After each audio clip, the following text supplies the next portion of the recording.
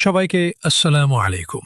অনেক সময় আমরা একটা কথা শুনি, যদি সব মুসলমান এক হয়ে যাই তাহলে আমরা পুরো দুনিয়া দখল করে নিতে পারব।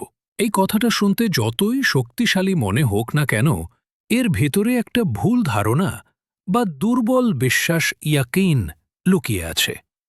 এই কথায় যেন এটা বোঝানো হচ্ছে, আমরা তো কোটি কোটি মুসলমান, সংখ্যা এত বেশি, যদি আমরা সবাই এক হই তাহলে তো সহজেই দুনিয়া জয় করে ফেলতে পারি।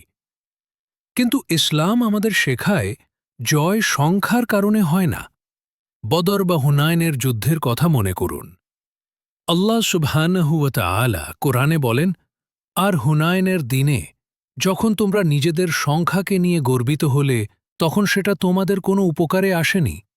অর্থাৎ কেবল বেশি লোক থাকলেই জয় আসে না, বরং আল্লাহর সাহায্য ছাড়া কেউ জয়ী হতে পারে না। আমরা যদি ভাবি এক হয়ে গেলে শক্তি আসবে, তাহলে সেটা শুধু তখনই হবে যখন আমাদের ঐক্যের ভেতরে আল্লাহর দ্বীনের প্রতি সত্যিকারের ফিরে যাওয়া থাকবে। কারণ আল্লাহর হাত থাকে সেই জামায়াতের সমষ্টির সাথে যারা তার দ্বীনের জন্য কাজ করে। কেবল জাতি, ভাষা বা সংখ্যার ঐক্য দিয়ে কিছুই হবে না যদি আমরা দ্বীন থেকে সরে যাই।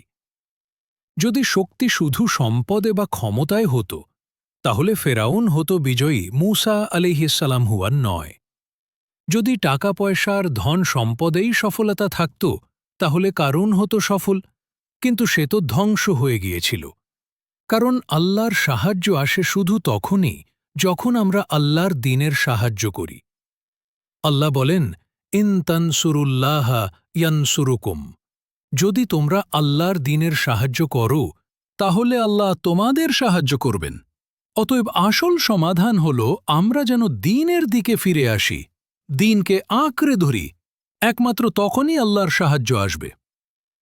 আমরা যেন আরব, বাঙালি, পাকিস্তানি বা কেবল মুসলমান হিসেবে এক হই, এই উদ্দেশ্যে না, বরং আল্লাহর দ্বীনের জন্য এক হই। তাহলেই আসবে প্রকৃত বিজয়।